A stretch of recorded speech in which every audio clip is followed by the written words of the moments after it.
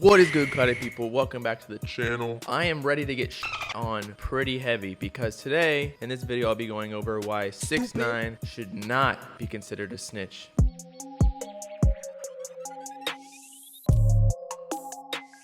The main theme of this video is that a criminal organization cannot be taken down by simply one person. It just does not happen, and it can't, because in a criminal case, for a person to be convicted, a jury actually has to make a unanimous decision, and usually there are 12 people in a jury, so if one person says that you weren't guilty, then you're not going to be convicted of that crime. And it's very hard for only one person to persuade a whole jury to make a unanimous decision. So there has to be a lot of proof and things like that, and just because one person testifies doesn't mean that the jury is going to be completely persuaded of that sentence. So knowing that, today I'm going to break down the video into 3 parts: 6ix9ine's involvement, other informants, and inner beef, and you'll find out what those mean later on.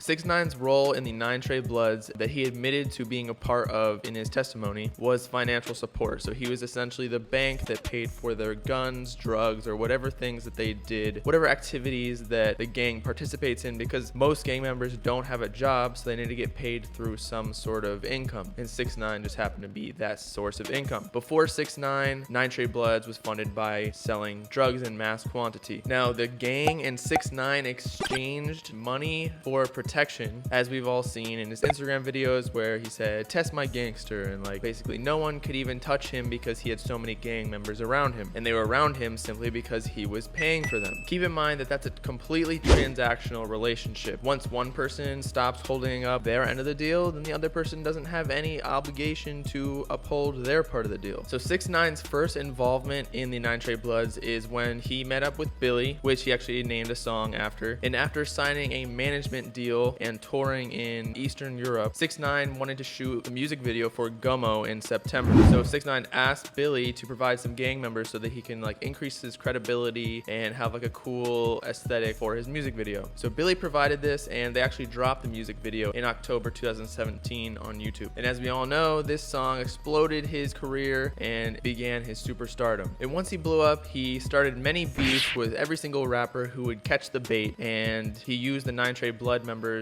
as protection from all of these people trying to attack him or test his gangster. 6ix9ine was then arrested in November of 2018, meaning that he was only really involved with 9 Trey Bloods for a little over a year, 13 months. Not to mention that they kidnapped and robbed him in May of 2018, which was 8 months since his involvement in the gang, where he was hospitalized and actually had $750,000 worth of jewelry stolen from him. Shortly after, 6ix9ine actually fired most of his management and everybody in the gang, and the FBI started getting involved and raided his house, finding illegal guns and stolen items, as well as starting a series of arrests that 6ix9ine went through with the FBI. But the fact that his house was raided and he actually wasn't even home, he was touring in Europe at the time, hinting towards the fact that there must have been a snitch or informant already, because somehow the FBI found the items and knew exactly where they were before they even raided it. Additionally, how would they even know that there were guns in his house, and why didn't they raid, another gang member's house? But we'll get into the other informants later. Once 6ix9ine got arrested and found out that Shotty and the other gang members were actually trying to kill him, then he started cooperating with the FBI. He was notably one of, if not the last person to flip and start cooperating with the FBI. There were actually multiple informants that came to the stand during the case. In fact, 2 of the significant ones were 6ix9ine's driver as well as the drug dealer of 9 Trey Bloods. And both of these informants were actually cooperating with the FBI before May of 2018, which, if you recall, was around the time of 6ix9ine getting kidnapped and robbed, because there was footage released from within the driver's car of him getting kidnapped, and perfect audio and legible video. How else would the driver actually have footage of that if he didn't get his car bugs before that? So it looks like the FBI already had enough proof, especially because 6ix9ine in the video mentioned a name Harv, who was a 9 Trey Blood member, and the car was supposedly bugged for months, so they literally have all the information they need. Additionally, the drug dealer's girlfriend was an NYPD officer, and his phone was tapped and recorded audio of incriminating evidence of multiple gang members citing their intent to distribute mass quantity of drugs. And the reason the drug dealer got caught in the first place before he started cooperating was because he bought the drugs online on the dark web without a VPN. And if you don't know what a VPN is, it basically makes it so the government or other people can't find out your IP address while you're surfing the web. And so if you didn't have a VPN, the government and the FBI already knew what was going down, where it was going, and then the officer that was in the NYPD knew what was going on too, because she was also delivering drugs for the drug dealer to the 9 Trey Blood distributors. Moreover, Shoddy pretty much snitched on himself because there was multiple recorded audio of him talking to other gang members saying that he was going to violate 6ix9ine, which means take care of him or kill him. This was before 6ix9ine cooperated with the government, and this was actually one of the reasons that helped the FBI get 6ix9ine to cooperate with them, because if Shoddy and all the gang members turned on 6ix9ine, he had nowhere to turn, he had no more protection, and thus another reason that 6ix9ine fired them. And finally, they snitched on themselves too, because they were filming the whole process, spouting out Treyway and all these things in every IG video and IG live with 6ix9ine in it, and showing off guns in the videos, red flags and bandanas in the videos. They were caught on camera in shootings. There was so much incriminating evidence that 6ix9ine wasn't involved in. I'm convinced that 6ix9ine was only arrested to protect him because they knew that he was kind of just like the public persona of the gang that was actually a good kid at heart. I mean, this dude has like unicorn hair anyway. What do you expect?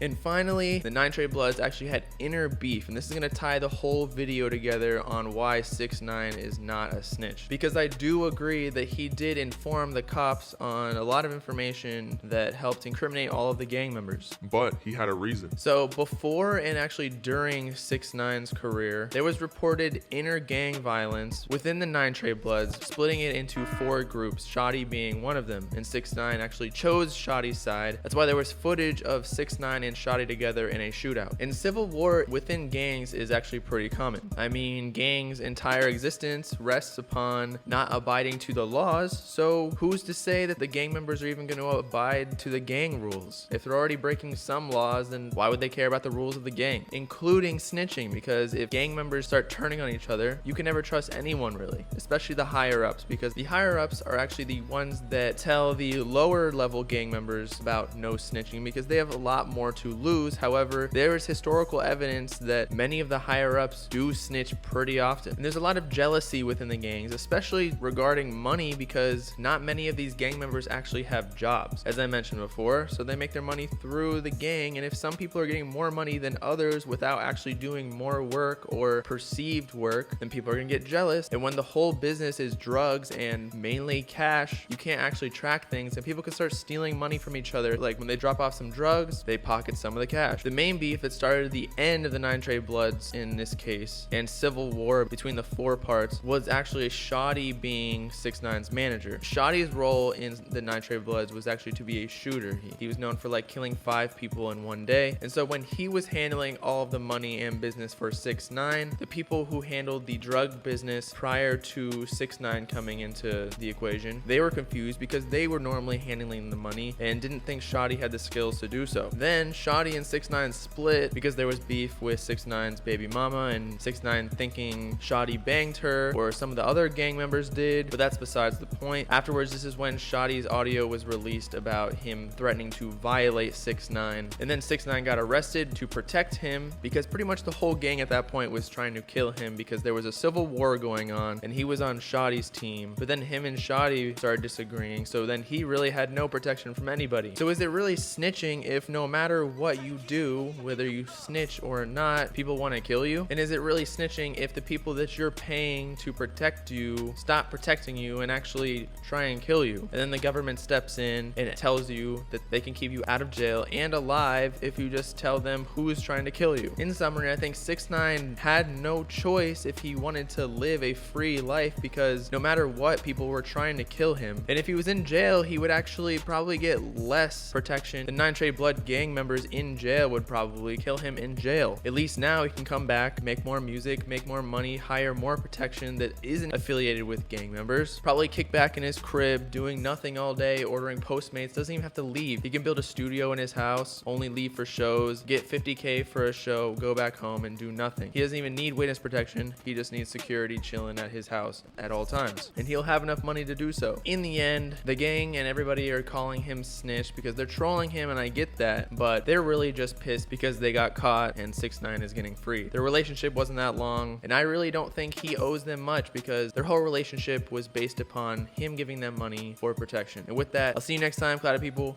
Peace out. Noah San.